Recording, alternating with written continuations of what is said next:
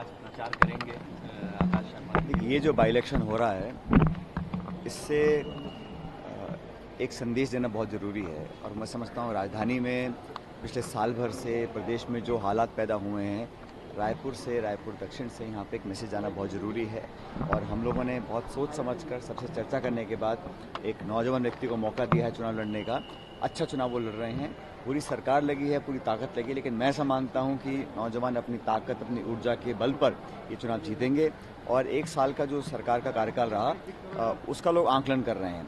आज जो हालात बने हैं लॉ एंड ऑर्डर के, मुख्यमंत्री के खुद के क्षेत्र में हत्याएं हो रही हैं, डिप्टी सीएम के क्षेत्र में हिंसा हो रही है और तमाम विपक्ष को जो दबाने का काम किया जा रहा है, लोगों को जेल में डाल रहे हैं, एजेंसी का दुरुपयोग कर रहे हैं।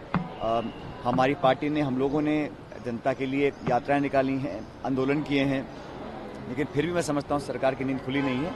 इस उपचुनाव के माध्यम से जरूर हम संकेत देंगे, एक जीत दर्ज करेंगे और पूरा नौजवान और हर वर्ग के लोग हमारे प्रत्याशी के साथ खड़े हुए हैं। और आज मैं खुद यहाँ प्रचार करने आ रहा हूँ, हमारी पूरी पार्टी के एआईसीसी के सचिव सब यहाँ डटे हुए हैं और अच्छा समर्थन हमारे को मिल रहा है चुनाव में। सर, जब राजस्थान के प्रभारी थे आप, तो वहाँ भी युवा कांग्रेस लीडर को, अध्यक्ष को टिकट दिया गया था, वो जीते भी। यहाँ भी ऐसा ही हो रहा था, इम्पैक्ट पड़ रहा है। नहीं भाई, नए लोगों को आगे लाना ही चाहिए और ये बात सही है। हमारे प्रदेश के अध्यक्ष हैं यूथ कांग्रेस के और सबकी राय से इसमें सब नेताओं ने आम राय रखी कि नई ऊर्जा, नए जोश के साथ नौजवानों को मौका मिलना चाहिए, इसलिए उनको हमने उम्मीदवार बनाया आकाश जी को।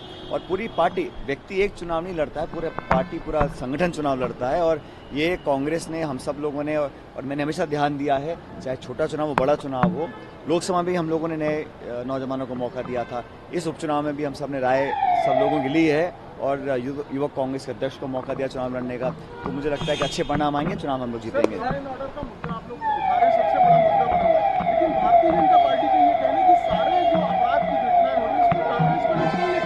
देखिए, ये एक टिपिकल थ्योरी होती है, जब आप कॉर्नर में हो, आप जवाब नहीं दे पा रहे हो, अपनी विफलताएं छुपाने के लिए, अपनी कमियां छुपाने के लिए आप तुरंत बिना तथ्य के, बिना आधार के आप लांछन लगाते हैं विपक्ष के ऊपर, कांग्रेस के ऊपर। ये पहले भी किया है, जब एनएसयूआई के किसी फेक आईडी बनाकर उसको बदनाम करने की कोशिश करी, अभी को यूथ कांग्रेस के किसी के ऊपर। ये सारे हथकंडे हैं अपनी जान बचाने के लिए, अपनी जवाबदेही से भागने के लिए। लॉ एंड ऑर्डर एक स्टेट सब्जेक्ट होता है। यहाँ पर केंद्र की सरकार भाजपा की है, प्रदेश सरकार भाजपा की है और पूर्ण बहुमत की सरकार है। फिर क्या कारण है कि लगातार यहाँ पर छोटे से लेके बड़ी हिंसक वारदातों को अंजाम देने के लिए लोगों के अंदर कोई खौफ नहीं है।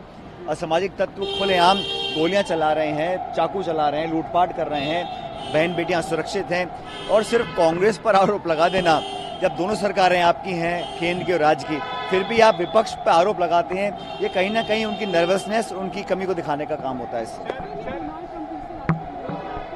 क्या करें? देखिए, ये तो लोकतांत्रिक प्रक्रिया है, किसी की कोई भी राय हो, लेकिन मैं समझता हूं कि भारत और अमेरिका के जो संबंध हैं वो ऐसे संबंध हैं कि वो राजनीतिक बदलाव से बहुत ज़्यादा उसमें फ़र्क नहीं पड़ता। हमारे दोनों देश हमेशा से एक मजबूत रिश्ते हमारे रहे हैं, आज भी, आगे भी रहेंगे और हर लोकतांत्रिक प्रणाली का जो परिणाम आता है चुनाव के माध्यम से, उसका हम सब स्वीकार करते हैं।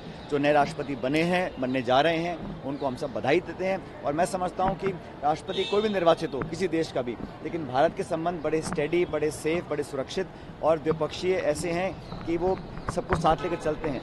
और नए राष्ट्रपति बने हैं, मेरी शुभकामनाएं उनको हैं, उस देश को है। उन्होंने एक इलेक्शन प्रोसेस से अपना राष्ट्रपति चुना है और ये एक आज़ादी हर मुल्क को है अपना नेता चुनने की।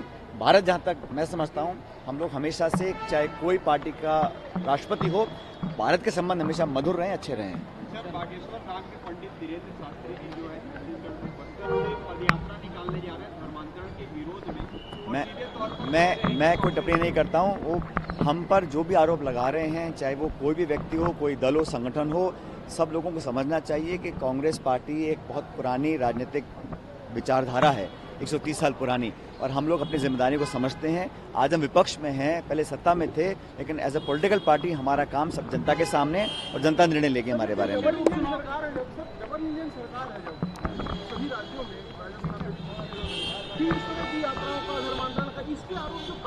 देखिए, आप भारतीय जनता पार्टी ने, चाहे वो मध्य प्रदेश हो, राजस्थान, छत्तीसगढ़ या उत्तर प्रदेश, चुनाव से पहले यूसीसी, गाय के नाम पर वोट मांगना, गौ माता के नाम पर वोट मांगना, भगवान राम के नाम पर वोट मांगना। अंत में परिणाम क्या हुआ? जहाँ राम मंदिर बना है अयोध्या, वहाँ पर बीजेपी हारी है। तो ये धर्म और गौ माता की आड़ में वोट लेना, ये पुरानी कोशिश है भाजपा की। गवर्नेंस, डिलीवरी, किसान, नौजवान, उद्योग, निवेश, बिजली, सड़क, पानी, इस पर को वोट लेने की बात करें, परफॉर्मेंस से वोट लेने की बात करें, मैं बात को मानता हूँ। वो तो जब चुनाव आते हैं इन बातों को बार बार उजागर करने की कोशिश करते हैं।